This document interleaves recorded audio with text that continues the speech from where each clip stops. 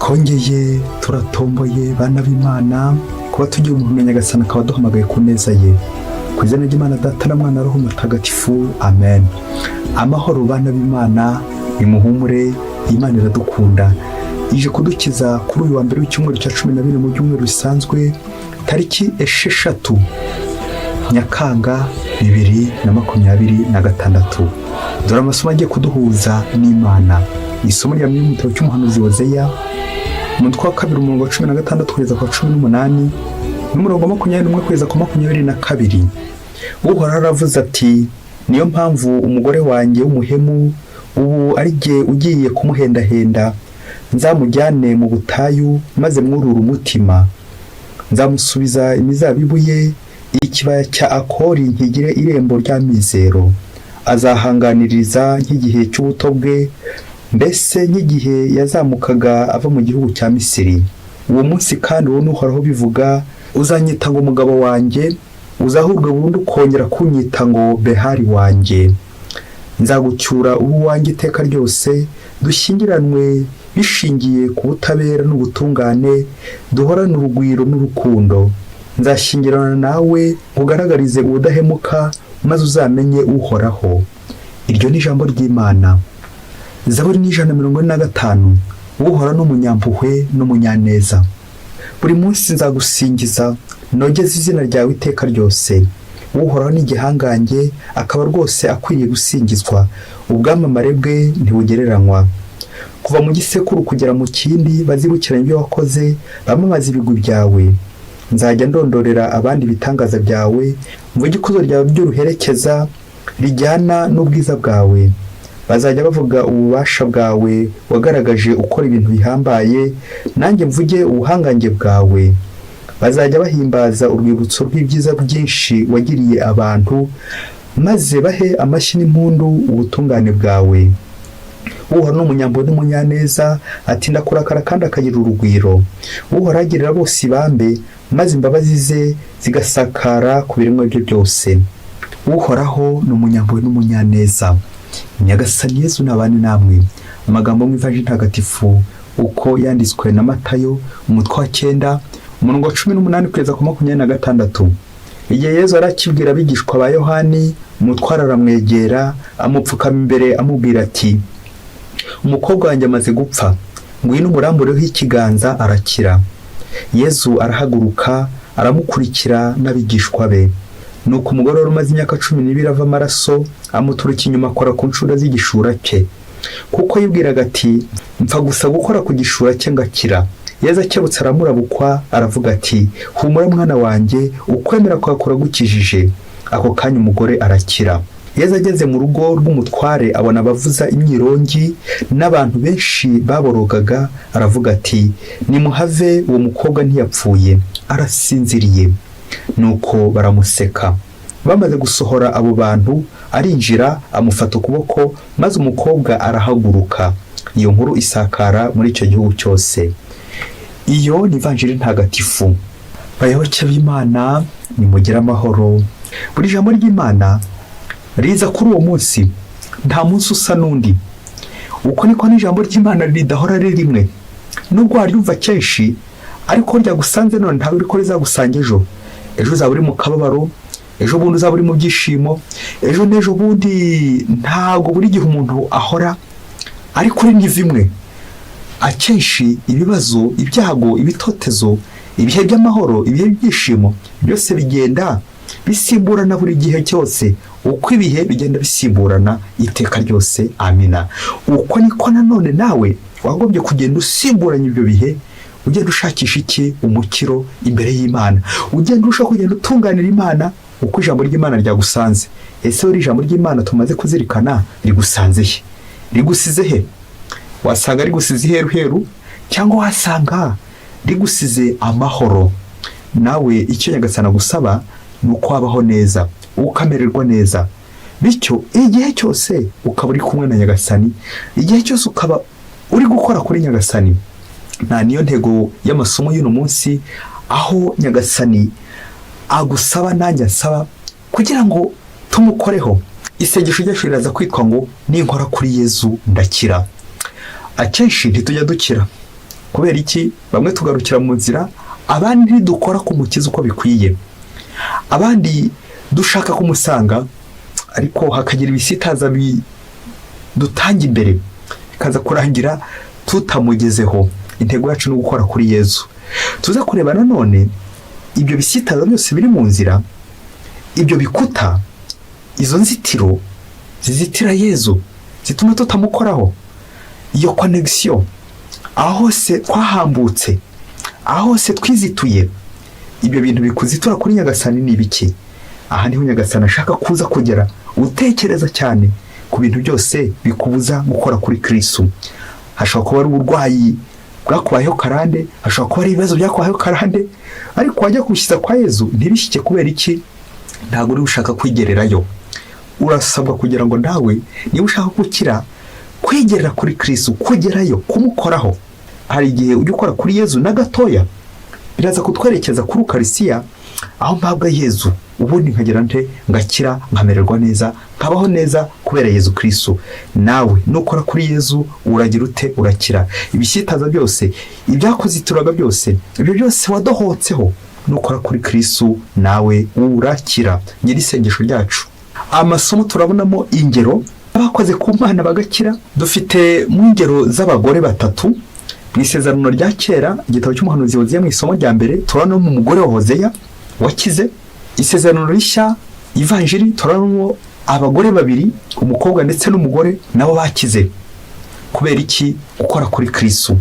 Biragusaba kongera kwizirikanaho no munsi kugira ngo ukore kuri KRITSU. Isomo rya mbere twakiriye yo mu gitabo cy'umuhanuzi Hozeya baratubwira Imana n'umuryango wayo, ari byo nyirizina bigaragazwa n'umuhanuzi Hozeya ugarura umugore we. Igitabo cy'umuhanuzi Hozeya kitubwira urugo rwa Hozeya uburyo yabaye hangayitse, yarahuye n'akababaro, nanjye kuvuga yarahuye n'uruva gusenya. Ubwo yashakanye n'umugore akamubera ibamba, yihabara umusambanyi, akajya kure, agata urugo. Igihe cyaje kugera, Hozeya akamuhendahenda, ushakana n'uwo mugore wihabara, kujya kumuhendahenda. Hozeya ni urugero rw'abagabo cyangwa nanone n'abagore bahemukiwe n'abashakanye, babandi baturugo. Hozeya natwe atubera urugero. Urugero rwa Hozeya ufata ingamba, ufata icyemezo cyo kujya kongera gucyura, kuzana umugore we wari waramutaye, birerekeza ku muryango w'Imana. Wohotse ku bigirwamana, ugahemukira Imana, Nyagasani kubw'impuhwe ze akaba agiye kugarura. Iki ni ikimenyetso gikomeye cyo guhendahenda. Guhendahenda wamuhemukiye, kugarura umuntu wese ukugiriye nabi, wamuhemu. Abagabo turabasuhuje. Nirinze kuvuga abagore kuko bishoboka ko bakwihangana, kwihanganira umuntu wamuhemukiye ukamugarura. Iyi ni ryo somo Nyagasani ashaka gutambutsa uno munsi, ko twese tutari bameze kigoroye, ko icyagiye tujyana kure y'Imana kituzitura mu biganza by'Imana. Ariko Nyagasani iyo twemeye guhendahenda, kongera kwizirika. Uyu mugore wa Hozeya aragarutse mu rugo rwe, yongere yubake, yongera kundwa n'umugabo we, nkuko natwe Imana idukunda, Imana ikunda umuryango wayo, ikongera ikawumbabumba, bakibumbira hamwe. Iki gisubizo cyonetse mu isomo rya mbere, umugore ukize wongeye kugaruka mu rugo, urugo rukongera rukamera neza. Iki gisubizo cy'uru rugo natwe kiratura muri iyi minsi, aho ingo zacu zagiye zisenyuka kubera umwe acinya umundi, agahemukira mugenzi we. Ubuhemu bwakwiriye. Nyagasani arongera gutubwira ati, muhumure, ntirarenga.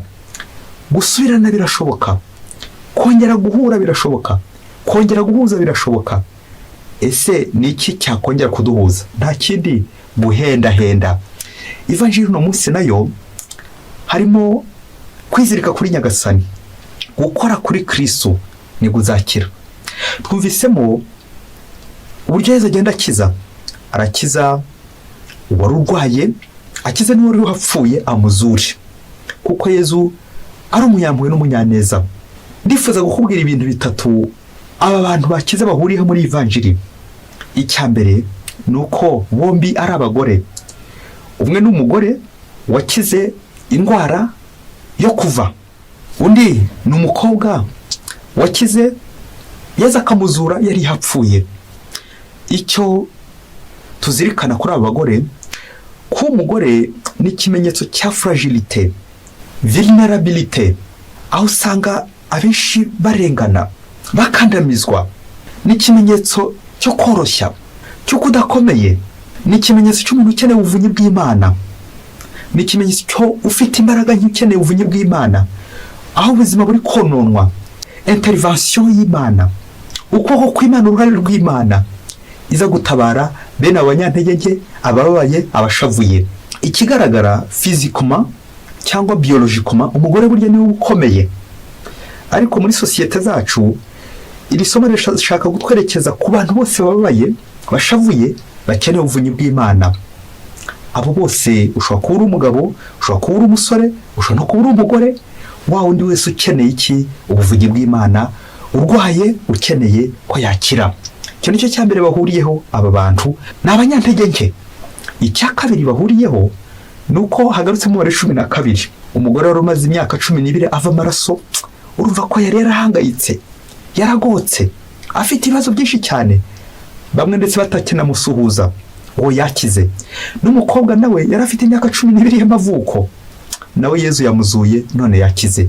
12 muri Bibiliya byerekeza ku miryango 12 ya Isiraheli, ariko none mu isezerano rishya ukerekeza uwo mubare ku ntumwa 12 ya Yezu Kristo, ashingiraho kiliziya ye igakomera. Ya kiliziya dukirizwamo, kuko umukiro utambuka muri kiliziya, umukiro utambuka aho ngaho mu masakamento Yezu Kristo aduha, ya yandiko ko aduhuza nawe. Ni ibimenyetso bitagatifu Kristo akoresha kugira ngo dutagatifurize muri kiliziya ye. Ngiyo kiliziya ikomeye Yezu Kristo ashingiraho umukiro kugira ngo dukire, tubeho neza. Ngiye 12 abantu bahuriyeho. Icya gatatu bahuriyeho kandi gikomeye, anacyo nyine nyirizina kituraje inshinga, ni umukiro. Bose bakeneye gukira, bari mu bibazo, bararwaye, yewe n'undi yapfuye. Ariko ikiza kugaragara nuko haruza kwitabariza ari uyu mugore, ati ninkora kuri Yezu ndakira. Ariko hari n'undi nawe uza gutumwa, uyu mutware ufata icyemezo, uyu mugabo ufata icyemezo mu rugo rwe, ati reka njye kwishakira Yezu akiriza umwana. Uburyo bwinshi Yezu akoresha agira ngo dukize. Ushobora gutuma umuvandimwe akagusabira, ushobora nawe kwigererayo uti ninkora kuri Yezu nanjye ndakira. Nawe rero wongere urebe uburyo bwose wakira. Hari abantu ujye utuma ngo bagusabire, hari uburyo ujye ufata akanya kugira ngo nawe ujye gushaka Yezu mwikorereho. Kandi nubwo wabigira ikivunge kikuzitira, abantu benshi babandi batari gushaka ko wakira watera imbere, abose nabo ujye ugerageza urebe uburyo wabizituraho, maze wizirike kuri Kristo. Niwe wizirika kuri Kristo uzakira. Ongera urebe ibintu byose byakuzituye, aho ugiye udohoka, aho ugiye urangara, aho ugiye usinzira, aho utahuye na Kristo uko bikwiye, kugira ngo muhuze maze agukize buri munsi. Nukora kuri Kristo nawe uragira ute? Nawe urakira. Akenshi igitugora muri nusi nuko twagiye duca utugozi tuduhuza n'Imana, tuzirika n'ijuru. Abenshi baraduciye, wasanga urimo, wasanga nanjye ndimo. Mubyeyi, inkuru ngiye gukubwira uyakire, wongere ushishoze, urebe aho nawe ugiye wizitura kuri Nyagasani. Iyo link wongere uyikomeze, wongere koko uzirike neza. Umunsi umwe kure cyane mu gihugu cya kure, umugabo w'umukire yarakize pe, afite amafaranga ipusitasimuka, afite amamodoka, afite amazu, afite amafaranga, konti zikomeye cyane. Nuko umugabo aza kubaka inzu y'agatangaza. Mu gihe iyo nzu yari maze kuzura, afata icyemezo cyo kuyitaha, atumira inshuti n'abavandimwe. Ngo enjeniyeri wari wayimwubakiye ngo yaturukaga mu mahanga. Enjeniyeri amaze kuzuza inzu, yisubira mu mahanga iwabo, atega indege aragenda. Ngo umunsi wo gutaha ya nzu ugeze, wa mugabo atumiye inshuti, abavandimwe, abategetsi bakomeye, abayobozi benshi cyane, kugira ngo batahe ya nzu, kuko yari inzu y'agatangaza. Ikaba yari inzu yari ifite éclairage nziza, amazi agomba kumeneka nk'umutako, mbese atatse ya nzu mu bwiza bwa ya nzu imeze neza, ari agatangaza. Umugabo rero umukire yari atumiye bose kugira ngo anabereke utwo dushya twose yazanye, ko kugira ngo amurikire abantu akoresheje iyo nzu ye, ndetse n'ibindi byiza byose bitatse iyo nzu. Baraza ku munsi wo gutaha ya nzu, nuko abatumirwa bose baraza, ibirori bikomeye, bateguye ibyo banywa, bateguye ibyo baza kurya, umunsi umeze neza.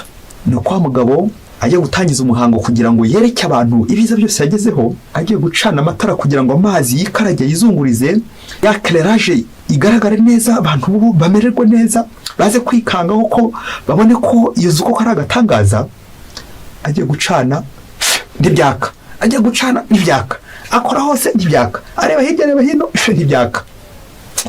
Nuko wa mugabo arabishe cyane, arabihirwa cyane, aba nyine arasebye, yibaza uko agiye kubigenza, kwatumye hano kugira ngo abereke agashya ko biza kugenda. Ako kanya n'uburakari bwinshi ahita atumiza kuri ba enjeniyeri ko yamusondetse, amukanya uburyo yamusondetse n'ibyo amukore n'uburyo asebye. Enjeniyeri n'igitaraganya yongera gutega indege, araza ngo arinjira muri yazo, gushakisha ahantu hose ikibazo kiri cyatumye bacana ntibikunde. Nuko ngo arajya no mu plafo n'ahandi henshi cyane, ngo aza gusanga hari ahantu mu plafo kure imbeba zapfiriye. Bigaragare ko imbeba zakinishije wa muriro, zakinishije insinga, zicagagura za nsinga, umuriro ntiwawugitambuka.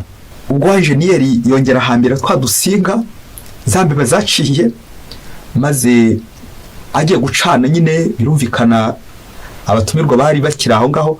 Nuko arangije aracana, umuriro uraka, y'amazi arizunguza, ibintu byose byakoreshwaga n'umuriro bikora neza kuri ya nzu. Nuko bamuha amashyi, wa mugabo yongera gusubizwa icyubahiro cyo, yongera kugira agaciro nyuma yuko yaramaze guseba. Bayoboke b'Imana, Yesu Kristo akuzwe. Yamvuga igira iti nta mugabo udaseba, nkuko natwe kenshi dushobora guseba. Kubera iki? Hari utuntu twahambutse, hari udusinga twacitse. N'imvugo igira iti ngo agasinga kakoranye n'akandi, cyangwa hari agasinga kahambutse nko mu mutwe, bishobora gutuma nyine ushobora no gusara. Uyu mugabo rero yashobora no gusara. Tekereza naho kuri foto y'abantu batumiye ugiye kubereka agashya, byarangira kagashya bagakabura, aho ukaba uhiye wowe, aho kubereka agashya ahubwo wowe ugashya, kandi byaba. Reka dusoreze ku bintu bitatu biza kugukebura, wongere urebe niba ntaho wahambutse, wabohotse ku Mana. Icyambere, check your wifi, ongera urebe connection yawe, rwa ruzitiro rwawe, ya link yawe, wa mugozi uguhuza n'abijuru, uguhuza n'Imana. Ese ntago waba waracitse? Biragusaba kongera kudoda, nkuko Ozeya yongera kugarura umugore yakongera agahenda, wongera udode nawe, udode umubano n'Imana. Wasanga waracitse, anayo mpamvu utagishyikirana n'Imana. Lokorano pass pli, kuki umuriro utagitambuka? Wasanga hari udusiga twahiye, urongera udode, urongera uhambire bundi bushya. Nguko ko nawe uhamagariye kwihambira kuri Nyagasani. Nusanga hari ahantu wabohotse, wadohotse, wihambuye, ongera wihambire kuri Nyagasani. Icya kabiri, izi mbeba zijya mu plafo, kumvise kuri iyi nzu y'uyu mugabo w'umukire wubatse inzu y'agatangaza, zirerekeza ku bisitaza dushobora guhura nabyo muri ino nzira mu bukristo bwacu. Ibibazo, ubukene, inzara, bwa burwayi, Yesu aza gukiza. Yewe bamwe bashobora no gupfa, Yesu akaza kubazura. Abantu badutambamira, bya bisitaza, za nzitizi, imbogamizi, ikivunge kikubuza gukora kuri Yesu, abo bose bameze nk'imbeba. Yamvuga igira iti icyo wanga mukabana n'imbeba. Ntabwo uzabura abanzi, ntabwo uzabura abakontre success, ntabwo uzabura abakurwanya, ariko abo bose mu gihe uzaba ufite ukwemera ntibazakubuza gukora kuri Kristo. Rero wowe nanjye ntidugashavuzwe n'abantu batubuza, batuzitira, badutambamira, batubohora kuri Yesu. Icy'ingenzi ni ukuzirikana ngo nta na kimwe cyantandukanye n'urukundo rwa Kristo. Reka nongere nihambire, reka nongere mpambire nka kuri enjeniyeri yongera kujya guhambira, hanyuma umuriro ukongera ugatambuka, ibintu bigakoreka neza. Kubera iki? Kurenga izo nzitizi, kurenga izo mbogamizi, dusanga Kristo. Icya gatatu tujya gusorezaho ni imbaraga dutakaza.